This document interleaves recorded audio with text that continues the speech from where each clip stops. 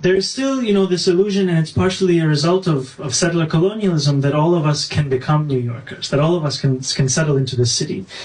And yet there would be these moments where I would be reminded by someone whose intent was to tell me that you do not belong.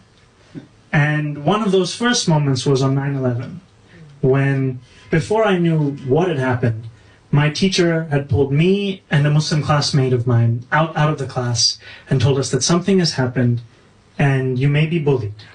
And I want you to tell me if that happens. And frankly, I was lucky because most Muslim students in the city were not given that kind of care from their teachers. And yet in that moment, I realized that I was not simply another classmate in a middle school. I was distinct. And there was a marker of that distinction on me.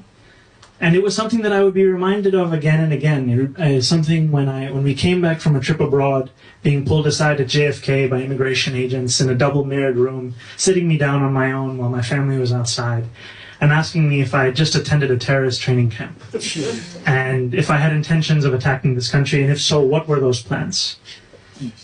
And it's something that has continued in the time since, where a few months ago I went with a client of mine to a bankruptcy court, and as we're going into the court, the security guard takes me aside and pats me down with additional care and asks me multiple times if I have any weapons of mass destruction on me.